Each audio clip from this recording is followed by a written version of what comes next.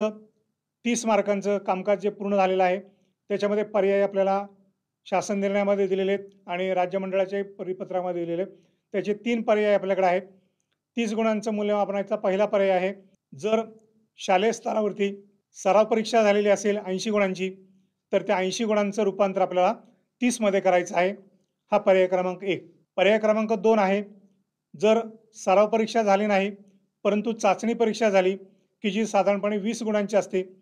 तर या 20 गुणांच्या प्राप्त गुणांचं आपल्याला 30 मध्ये रूपांतर करायचं आहे. पर्याय क्रमांक 1 सराव परीक्षा पूर्ण 80 गुणांचं 30 मध्ये रूपांतर. पर्याय क्रमांक 2 चाचणी परीक्षा 20 गुण, या 20 गुणांचं 30 मध्ये रूपांतर. आणि पर्याय क्रमांक 3 किंवा क याच्यामध्ये जर कोणत्याही कारणास्तव सराव परीक्षा झालेली नसेल, चाचणी परीक्षा झालेली नसेल किंवा परीक्षा आयोजनामध्ये विद्यार्थी अनुपस्थित असेल, विद्यार्थी सहभागी झालेला नसेल, तर अशा विद्यार्थ्यांना परिपत्रकामध्ये उल्लेख केल्याप्रमाणे गृहकार्य, स्वाध्याय, MCQ जे आपल्याला वेगवेगळे मूल्यमापनाचे तंत्र सांगितलेले आहेत, त्या तंत्रांच्या माध्यमातून हे मूल्यमापन त्या विद्यार्थ्यांचं ऑनलाईन किंवा ऑफलाईन पद्धतीनं पूर्ण करून घ्यायचं आहे आणि त्या 30 गुणांची नोंद आपल्याला परिशिष्टामध्ये करायची आहे. आणि शेवटचा भाग आहे अंतर्गत मूल्यमापन. अंतर्गत मूल्यमापनासंदर्भामध्ये जी आपली प्रचलित पद्धती आहे, या प्रचलित पद्धतीमध्ये काही सुधारित सूचना आपल्याला मार्च महिन्यामध्ये 25 मार्चच्या परिपत्रकामध्ये दिलेल्या आहेत. या परिपत्रकाचा आधार घेऊन आपण भाषा विषय असतील, गणित असेल, विज्ञान असेल, सामाजिक शास्त्र असेल, या सर्व घटकांमध्ये जे 20 गुणांचं अंतर्गत मूल्यमापन केलेलं आहे, त्या 20 गुणापैकी प्राप्त गुण जे विद्यार्थ्याचे आहेत, ते प्राप्त गुण त्या विद्यार्थ्याच्या परीक्षा क्रमांकासमोर आपल्याला नोंदवायचे आहेत. अशा पद्धतीने 3 कॉलम आपल्याकडे आहेत. 9वीचे प्राप्त 100 गुण आपण भरायचे आहेत. त्याचं रूपांतर 50 मध्ये मंडळ स्तरावरती होईल. दुसरा भाग आहे 30 गुण लेखी, त्याची नोंद आपल्याला या ठिकाणी करायची आहे. आणि शेवट अंतर्गत मूल्यमापन 20 गुण. अशा पद्धतीनं 50 अधिक 30 अधिक 20 एकूण 100 गुणांचं प्रत्येक विषयाचं मूल्यमापन या ठिकाणी होईल. त्याचबरोबर आपले जे श्रेणी विषय आहेत, या 3 श्रेणी विषय याच्यामधील 2 श्रेणी विषय कंपल्सरी आहेत आणि एक ऑप्शनल आहे. अशा पद्धतीने या 3 श्रेणी विषयांचं जे काही आपलं प्रचलित पद्धतीने मूल्यमापन आहे, त्या प्रचलित पद्धतीने मूल्यमापनाच्या प्राप्त श्रेणी या आपल्याला परिशिष्टामध्ये नोंद करायच्या आहेत.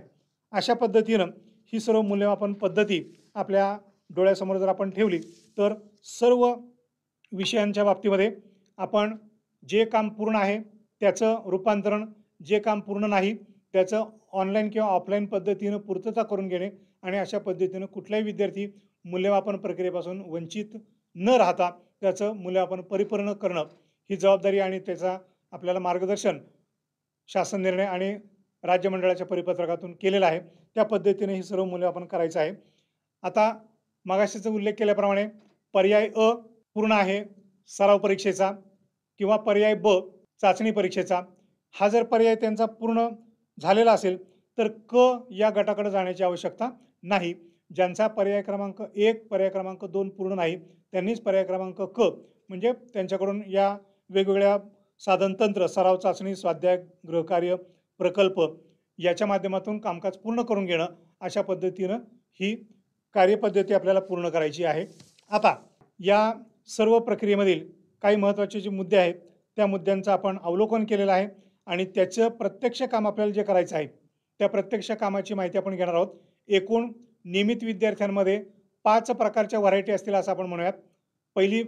पहिला प्रकार आहे 3ही भाषा 100 गुणांच्या असणारा. दुसरा प्रकार आहे संयुक्त म्हणजेच 50-50 गुणांच्या 2 भाषांचा. त्यानंतर तिसरा पर्याय आहे हिंदी विषय वगळून NSQFचा विषय घेतलेले. चौथा प्रकार आहे सामाजिक शास्त्रे वगळून NSQFचा विषय घेतलेले. आणि शेवटचा पर्याय आहे दिव्यांग विद्यार्थी. या सर्वांची माहिती आपल्याला ऑनलाईन पद्धतीनं बोर्डाकडे कशी पाठवायची आहे, त्याच्या अगोदर आपल्याला तक्ते तयार करावे लागतील. ते तक्ते कसे तयार करायचे आणि नंतर ते आपल्याला या ऑनलाईन सिस्टीममध्ये कसे भरायचे, याची माहिती आपण या ठिकाणी घेणार आहोत. ती माहिती या ठिकाणी परिशिष्टाच्या माध्यमातून देणार आहोत. त्यामुळे आपण आता परिशिष्टांच्या मदतीनं ही सर्व माहिती समजून घेऊया. या ठिकाणी परिशिष्ट 1.1 आपल्यासमोर आहे. या परिशिष्टामध्ये शाळेची जी सर्वसाधारण माहिती आहे, ती माहिती आपल्याला वर नोंद करायची आहे. आता हे प्रपत्र आहे प्रथम भाषा, द्वितीय भाषा, तृतीय भाषा 100 गुणांसाठी. त्या विषयाचा जो कोड आहे, तो कोड आपल्याला नोंदवायचा आहे. जो आपण फॉर्म भरताना नोंदवलेला आहे। या ठिकाणी विषय शिक्षकाचं नाव, आपल्या विद्यालयामध्ये विषय शिक्षक या विषयाशी निगडीत जेवढे असतील त्या सर्वांची नावं या ठिकाणी येतील, कारण या ठिकाणी कुठल्याही स्वतंत्र वर्ग शिक्षकाचा उल्लेख आपण करत नाहीये, कारण एकूण सर्वच विद्यार्थ्यांचं आपल्याला संकलित काम करायचं आहे। बैठक क्रमांक बोर्डाच्या माध्यमातून आपल्यापर्यंत पोहोचलेले आहेत। विद्यार्थ्याचं नाव आणि बैठक क्रमांक हा डाटा आपल्याला जी एक्सेल फाईल डाउनलोड करून घेतलेली आहे तिथून कॉपी पेस्ट करून सुद्धा आपण या ठिकाणी वापरू शकता। या ठिकाणी कॉलम क्रमांक 4 आहे, 9वीचे अंतिम निकालातील गुण 100 पैकी मगाशी म्हटल्याप्रमाणे गतवर्षीच्या निकालाच्या आधारे 100 पैकी जे प्राप्त गुण आहेत ते या ठिकाणी नोंदवायचे आहेत। त्याचे भागिले 2 करून जे गुण येतील ते या ठिकाणी 50 पैकीमध्ये रूपांतरित होतील ॲटो सिस्टीममध्ये। आपल्याला मात्र या ठिकाणी प्रत्यक्ष भरायचे आहेत, ऑनलाईनमध्ये आपल्याला हे गुण भरण्याची आवश्यकता नाही। पुढचा भाग आहे 10वीच्या वर्षभरातलं जे अंतर्गत आपण कामकाज करणार आहोत त्या अंतर्गत कामकाजामध्ये प्रथम सत्र किंवा सराव परीक्षा जी झालेली असेल त्यापैकी कोणत्याही उच्चतम प्राप्त गुणांचं या ठिकाणी आपण नोंद करणार आहोत। 80 पैकी जे गुण असतील त्या 80 पैकी गुणांचं आपल्याला रूपांतर करायचं आहे, तिथं प्रत्यक्षामध्ये 80 मार्कांचं प्राप्त गुण लिहायचे आहेत। जर दुसरा पर्याय त्या ठिकाणी दिलेला आहे सराव, स्वाध्याय, गृहकार्य, प्रकल्प यापैकी कोणतेही आपण एक काम करून घेतलेलं असेल तर त्या ठिकाणी त्याची नोंद करायची आहे। आणि राखाना 6 किंवा 7 पैकी जे कुठले गुण तुम्ही धरणार आहोत त्या गुणांचं 30 मध्ये रूपांतर आपल्याला या ठिकाणी नोंद करायचं आहे। जर यापैकी परीक्षा झालेली नसेल तर त्याची नोंद आपल्याला त्या ठिकाणी म्हणजे एक कॉलम कुठला तरी आपल्याला 30 मार्कांच्या मध्ये भरलेला असेल, दुसरा कॉलम रिक्त असेल, त्याचं रूपांतर 30 मध्ये कॉलम 8 मध्ये आपल्याला दिसेल। अंतर्गत मूल्यमापनाचे आपण दिलेले 20 गुण अशा पद्धतीनं 50 पैकी गुण कॉलम 5 पासून कॉलम 8 मधील 30 मार्कांचं रूपांतर आणि 20 मार्कांचं रूपांतर अंतर्गतचे 20 मार्क अशा पद्धतीनं 100 गुण या ठिकाणी पूर्ण होतील। अशा पद्धतीनं भाषा विषयांचं मूल्यमापन या ठिकाणी आपल्याला स्पष्ट दिसत आहे। दुसरी स्लाइड आहे आपली, दुसरा तक्ता आहे परिशिष्ट 1.2। याच्यामध्ये नियमित विद्यार्थ्यांमधील संयुक्त भाषा ज्यांची आहे त्यांचे गुण आपल्याला या ठिकाणी भरायचे आहे। सर्वसाधारण स्वरूप तेच आहे, फक्त 50+50 अशा पद्धतीनं रचना असल्यामुळं बैठक क्रमांक, विद्यार्थ्याचं नाव आणि बाकीचा डाटा जसाच्या तसा येईल।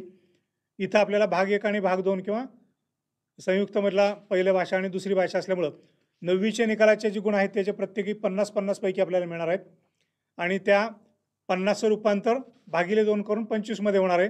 ते कॉलम 5 मध्ये आपल्याला पाहायला मिळेल, अ आणि ब मिळून। दुसरा टप्पा आहे 10वीच्या मूल्यमापनासंदर्भामध्ये।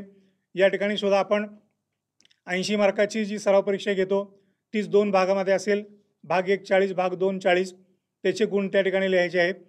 त्याच्याऐवजी आपण सत्र परीक्षेच्या ऐवजी चाचणी परीक्षा झालेली असेल त्याचे गुण या ठिकाणी नोंदवायचे आहेत आणि शेवटच्या कॉलममध्ये आपल्याला त्याचं रूपांतर जर या परीक्षा झालेल्या नसतील तर त्या ठिकाणी निरंक येईल आणि शेवटच्या कॉलममध्ये 30 मार्काचं जर आपण मूल्यमापन केलेलं असेल प्रत्येकी 15 प्रमाण त्याची नोंद या शेवटच्या 8 नंबरच्या घरामध्ये अ अधिक ब मध्ये येईल। तसंच पुन्हा अंतर्गत मूल्यमापनाचे जो 2 भाग आहेत प्रत्येकी 10 गुणांचे त्याची नोंद या कॉलममध्ये येईल 9 मध्ये अ आणि ब, आणि त्याचीच पुन्हा मगाशीच्याच पद्धतीनं 50 गुण कॉलम 5 मधून, 30 गुण कॉलम 8 मधून आणि 20 गुण कॉलम 9 मधून एकत्रित होतील आणि 100 गुणांची एकूणात आपल्याला या शेवटच्या कॉलममध्ये पाहायला मिळेल। हे संयुक्त विषयांसाठी आहे। पुढचं परिशिष्ट आपण पाहतोय हे परिशिष्ट 1.3 हे आपल्या गणित विषयाच्या नोंदी करण्यासाठीच आहे। गणितामध्ये सुद्धा भाग 1 आणि भाग 2 अशा पद्धतीनं आपलं मूल्यमापन आहे।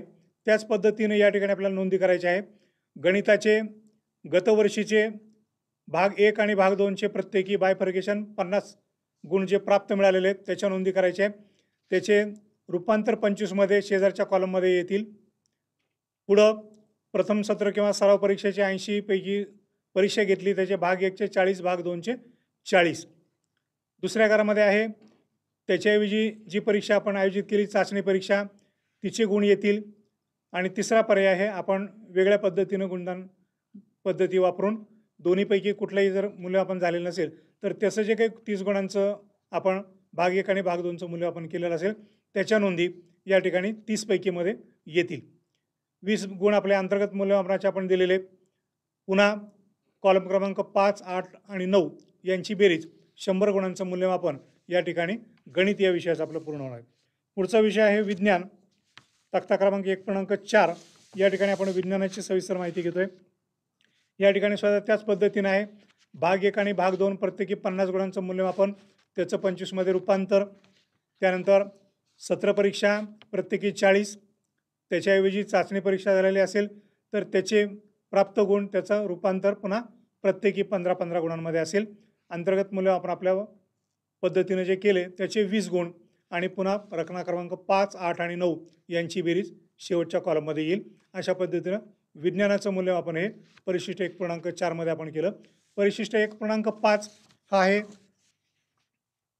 दिव्यांग नियमित विद्यार्थ्यांसाठी. या दिव्यांग विद्यार्थ्यांमध्ये सुद्धा अशाच पद्धतीनं 2 विषय निवडले जातील.